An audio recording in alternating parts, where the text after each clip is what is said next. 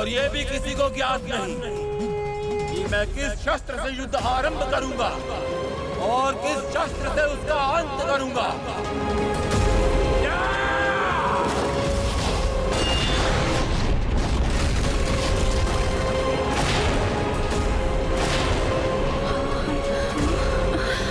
इस दुष्ट ने अभी तक तो अपने मायावी अस्त्र के प्रभाव से असुरों को भेजा, किंतु इस बार महाराज बलि के तत्व से बलिंद्र उत्पन्न कर दिया।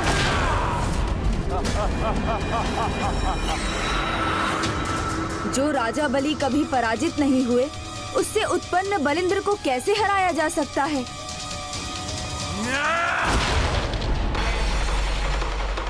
आप कहिए गणेश जी, आप इस महायोद्धा बलिंद्र से युद्ध करने किसे भेज रहे हैं? यदि बलि का तत्व यहाँ है, तो प्रभु नारायण के वामन अवतार का भी यहाँ प्रकट होना अनिवार्य है।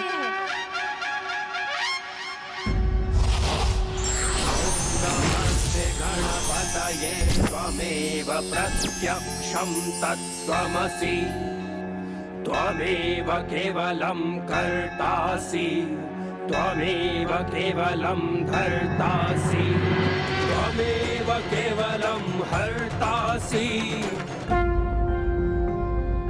प्रभु के वामन अवतार के दर्शन पाने का सुख तो हम सभी प्राप्त करने के लिए लालायित हैं।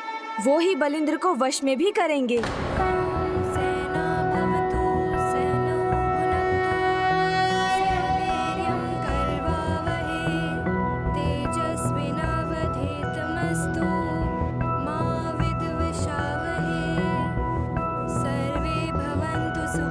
कौन है ये जिसके आगमन पर ये सभी हाथ जोड़े खड़े हैं? सर्वे भद्राणि पश्यन्तु मा कश्चित् दुःखभाग्। बलिंद्र के साथ ही कैसा उपहास किया है। एक साधारण बालक को भेज दिया जिसे पाठ करने के सिवाय कुछ नहीं आता होगा। ये करेगा मुझे पराजित। ये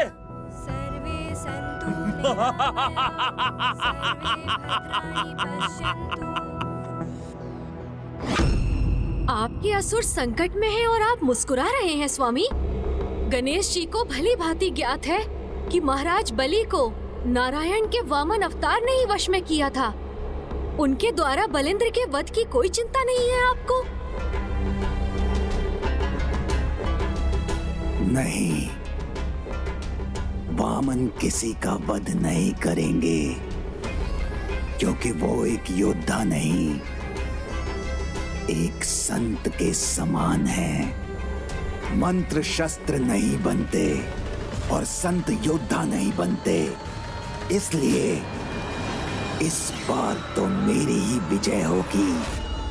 अनुज गणेश, प्रभु नारायण के वामन अवतार युद्ध नहीं करेंगे तो फिर इस असुर का वध कैसे संभव होगा?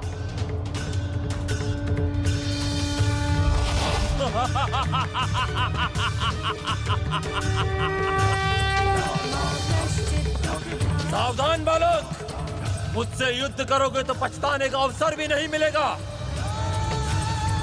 करते रहो वेद पाठ बालक, किंतु तुम्हारे ये लयबद्ध शब्दों के उच्चारण महाविशाल, अत्यंत कुशल और भयंकर बलिंद्र के गुणों की लयबद्ध शब्दों को नहीं संभाल सकेगा। भयभीत हो मुझसे बालक, भयभीत, अन्यथा युद्ध के पूर्व ही मेरे पांव के भार से अपने प्राण खो दोगे।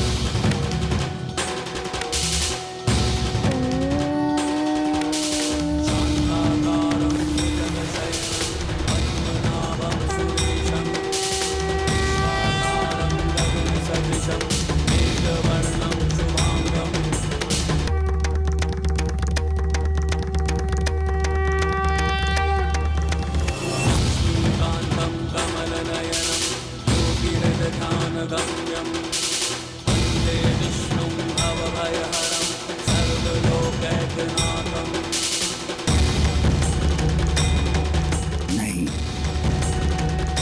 बलिंद्र के बल पर कोई भी भारी नहीं पड़ सकता। महादानी असुर सम्राट बलि को अपने दान के अहंकार से बाहर निकालने के लिए प्रभु नारायण ने वामन अवतार लेकर उससे 3 पग धरती दान में मांगी एवं त्रिविक्रम रूप धारण कर पहले पग में संपूर्ण धरती और दूसरे पग में स्वर्गलोक नाप लिया। तब तीसरा पग रखने के लिए प्रभु वामन के समक्ष सम्राट बलि ने अपना मस्तक बढ़ा दिया और उनके शरणागत हो गया। प्रभु वामन ने पुनः त्रिविक्रम रूप धारण कर इसके सिर पर अपना पग बढ़ा दिया है। अब बलिंद्र शरणागत हो गया तो इसकी रक्षा होगी, अन्यथा इसका अंत निश्चित है।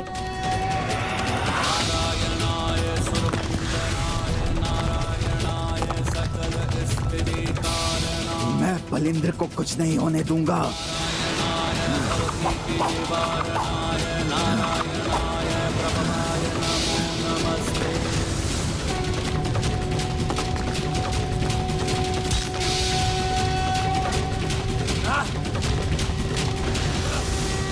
ये क्या? मेरे अस्त्र मुड़ते क्यों जा रहे हैं?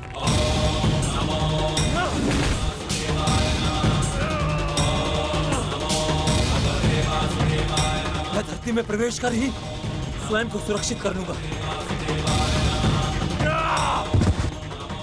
ये कैसी माया है? मैं तो धरती के भीतर भी नहीं जा पा रहा हूँ। वेद मंत्र को तुमने तुच्छ समझने की बहुत बड़ी भूल कर दी। वेद मंत्र ज्ञान के ही नहीं, अपितु अपार शक्ति के भी स्रोत है। इनके मंत्र को पाठ करने वाला चाहे किसी भी आकार का हो, उसका अंतर्मन, उसकी आत्मा ब्रह्मांड के समान विशाल हो जाती है और वो अपने आत्मबल से किसी को भी प्राप्त कर सकता है। जो भी हो, मैं अजय हूँ, राजा बलि के तत्व से उत्पन्न हुआ हूँ, जिसका कभी वध नहीं हुआ था, इसलिए मेरा भी वध नहीं हो सकता। तुम भी मेरा वध नहीं कर सकते। हाँ, सत्य कहा तुमने। अशोक सम्राट बलि का वध नहीं हुआ था, क्योंकि मेरे पांव के स्पर्श मात्र से उन्होंने अपने भीतर के असुरी प्रवृत्ति और अहंकार को त्याग कर दिया। इतना ही नहीं, स्वयं को समर्पित कर दिया। यदि कोई भी अपने अहंकार का त्याग कर पूर्ण समर्पण भाव से शरणागत होता है तो क्षमा का पात्र बन जाता है। यदि तुम्हें भी बलि के सम्मान क्षमादान चाहिए तो शरणागत हो जाओ, अन्यथा अपनी मृत्यु के लिए तैयार हो जाओ। अपने झूठे शब्दों से मुझे भयभीत नहीं कर सकते तुम। मैं असुर महानायक भंडासुर के शरण में हूँ, तो तुम्हारे जैसे एक संत और तपस्वी की शरण में क्यों आऊं, जो ना युद्ध करेंगे और ना ही मेरा वध। किंतु श्री माता ललिता तो तुम्हारा वध कर सकती हैं।